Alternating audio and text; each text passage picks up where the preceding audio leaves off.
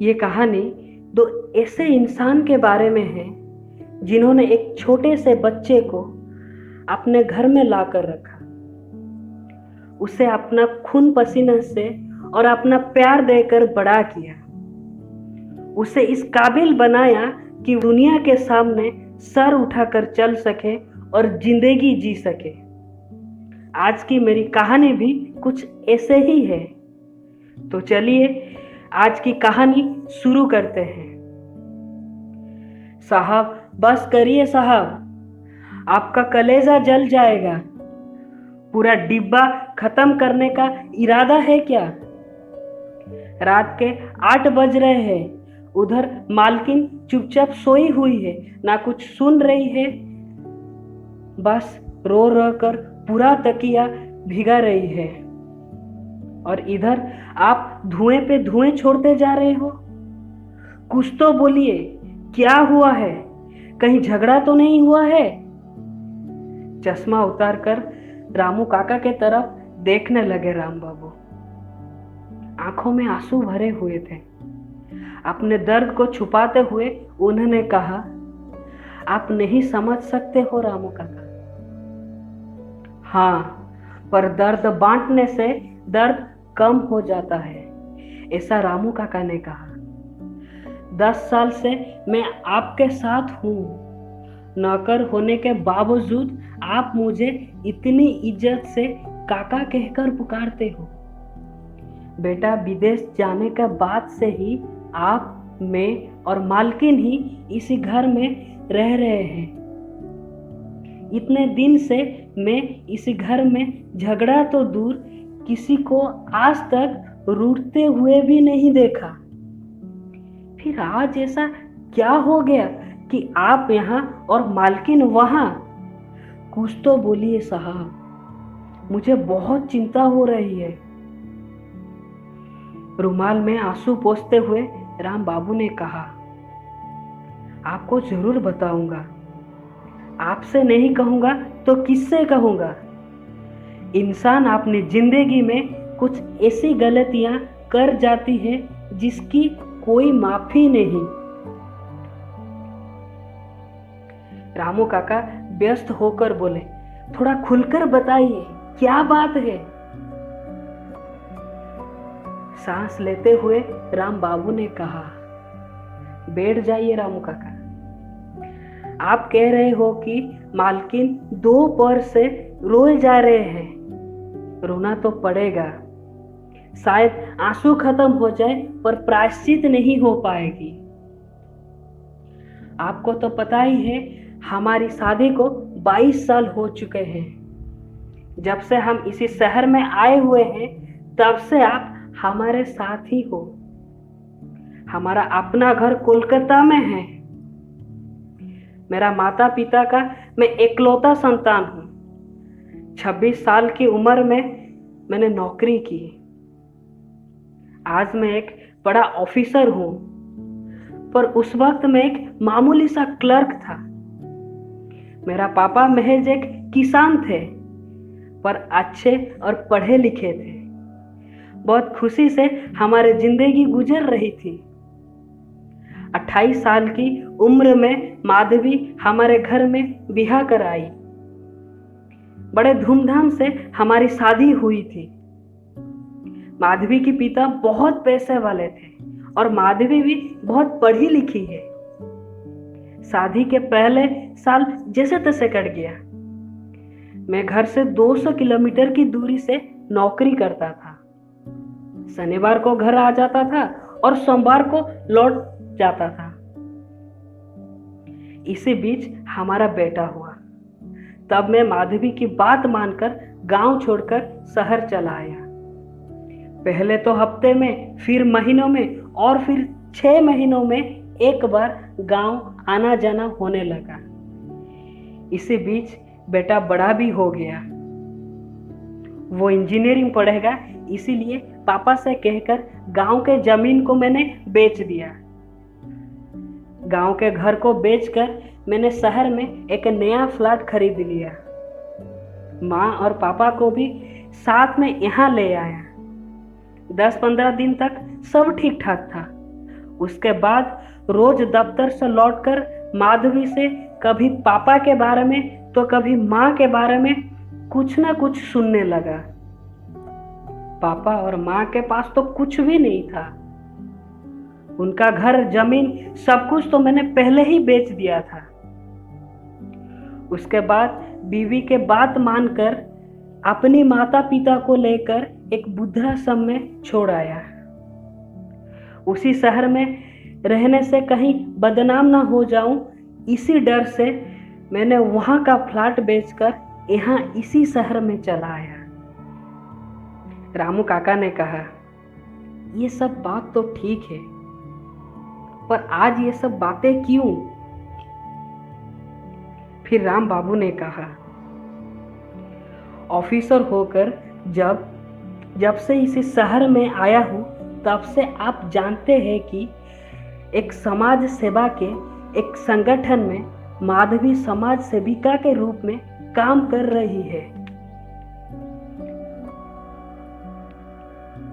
उसी वजह से हमें कई सारे कार्यक्रम में जाना पड़ता है। अब रामू काका बहुत परेशान होकर बोले, साहब बात क्या है, ये तो बताइए। हाँ, बताता हूँ रामू काका। आज हमारे शहर में एक बड़ा सा अनाथाश्रम में वार्षिक उत्सव मनाया जा रहा था। वहाँ के मुख्य अतिथि के रूप में हमें बुलाया गया था। जब हम वहाँ पहुँचे तब मैंने देखा अनाथाश्रम बहुत बड़ा था। छोटे बच्चों से लेकर बड़े बच्चों तक सब वहाँ रहते थे। वहाँ की एक कर्मकर्ता से मैंने पूछा तो कार्यकर्ता ने जवाब देते हुए कहा कि बहुत लोग यहाँ छोटे छोटे नन्हे बच्चे को लाकर झूलन में सुलाकर चले जाते हैं। उन बच्चे के रोने की आवाज़ सुनकर यहाँ के कर्मचारी उन्हें अपना लेते हैं। कुछ किस्मत वाले बच्चे ऐसे हैं जिन्होंने लोग आकर अपनी बच्चे के रूप में गोद लेकर अपना मान लेते हैं, और जिन बच्चे को कोई अपनाता नहीं है वो बच्चे किसी आश्रम में रहकर अपना जीवन व्यतीत कर रहे हैं। तकरीबन 12 बजे तक वहाँ का कार्यक्रम शांतिपूर्वक चल रहा था। आखिरी में पुरस्कार देने का समय आया। छोटे छोटे बच्चे को पुरस्कार देते हुए बहुत खुश हो रही थी माधवी। अब आया आखिरी पुरस्कार देने का वक्त। तब उद्घोषक ने उद्घोषणा की कि आज हम एक ऐसे इंसान को पुरस्कृत करने जा रहे हैं। वो है हमारा इस अनाथाश्रम के निर्माता श्री नंद किशोर बलवंत राय जी। इतनी भीड़ में एक 85 साल उम्र के एक वृद्ध व्यक्ति धीरे धीरे मंडप की ओर आने लगे। एक हाथ में वो किसी महिला को अपने साथ लेते हुए आ रहे थे। शायद उनकी बहू थी। मैंने जैसे ही उनके हाथ में पुरस्कार दिया, उन्होंने अपने चश्मा को दाहिने हाथ से ठीक करते हुए कहा, अरे बेटा राजा, तुम यहाँ? मैं कुछ समझ ही नहीं पाया। माधवी मेरे मुंह को आश्चर्य से देखे जा रही थी। फिर मैंने कहा, चाचा जी, मेरा नाम राम है। ये सुनकर बूढ़े इंसान हंसने लगे। तुम पहले राजा हो, फिर दयाशंकर जी ने नामकरण में तुम्हारा नाम राम दिया था। बूढ़े इंसान के मुंह से मैंने अपने पिता के नाम सुनकर चौंक गया। ठीक 2 बजे के आसपास कार्यक्रम समाप्त होने की घोषणा की गई। मैं और माधवी उस इंसान को अपने साथ लिए ऑफिस रूम में पहुंच गए। मन में कई सारे सवाल उठ रहे थे। पूरा मन सवाल से भर गया था। बूढ़े इंसान बिना रुके पूछे ही जा रहा था, अरे दयाशंकर कैसा है और उसकी बीवी सुषमा? मैं चेयर में बैठते बैठते पूछने लगा, चाचा जी आप हो कौन? और मेरे पिताजी को आप कैसे जानते हो? अरे रुको रुको, हंसकर कहने लगे नंद किशोर जी। मुझे अच्छी तरह से याद है, आज से ठीक 50 साल पहले की बात होगी। उस वक्त हमारा आश्रम नया नया खुला था। आश्रम में बच्चे उस वक्त 30 के आसपास होंगे। 30 बच्चे को पहनने के लिए कपड़ा देना तो दूर की बात, मेरा पास उन्हें खाना देने के लिए भी कुछ नहीं था। ऐसे ही एक दिन बरसात की रात थी, तेज बारिश हो रही थी। झूले पर किसी बच्चे की रोने की आवाज मुझे सुनाई देने लगी। मैंने फट से बाहर जाकर उस बच्चे को गोद में ले आई, आश्रम के अंदर आने लगा। यही कोई 2-3 दिन का पैदा हुआ छोटा सा बच्चा था और उस वक्त उस बच्चे को देखकर मेरे मुंह से निकल गया कि अरे हमारा राजा बेटा, उस दिन से तुम्हारा नाम राजा हो गया। हम सब बहुत चिंता में थे, इतने छोटे बच्चे को संभालेंगे कैसे। ठीक उसी वक्त भगवान बनकर आए दयाशंकर बाबू और उनकी पत्नी सुषमा। सिर्फ उन्होंने तुम्हें अपना बेटे के रूप में गोद नहीं लिया था, बल्कि उन्होंने अनाथाश्रम के लिए नगद 2 लाख रुपए भी दान में दिए थे। उसके बाद हमने कभी लौटकर पीछे नहीं देखा, पर हमेशा के लिए दयाशंकर बाबू और हमारा राजा बाबू हमें याद रह गए। रामू काका, मैंने बस माधवी के तरफ देखा, कुछ बोलना नहीं था मुझे।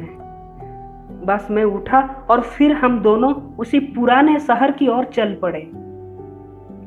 उस वृद्धाश्रम में पहुंचकर देखे तो वहां बहुत भीड़ लगी है। खाने पीने का आयोजन चल रहा था। सोचा था पैरों में गिरकर माफी मांगूंगा, पर माँ और पिताजी तो 13 दिन पहले ही संसार छोड़कर जा चुके थे। मैं कुछ समझ ही नहीं पाया। बस इतना जानता था, मैं उनके माफी के लायक भी नहीं। अब आप बताइए रामू काका, क्या इस पाप का कोई प्रायश्चित है? बस इतना कहकर राम बाबू ने अपनी बात खत्म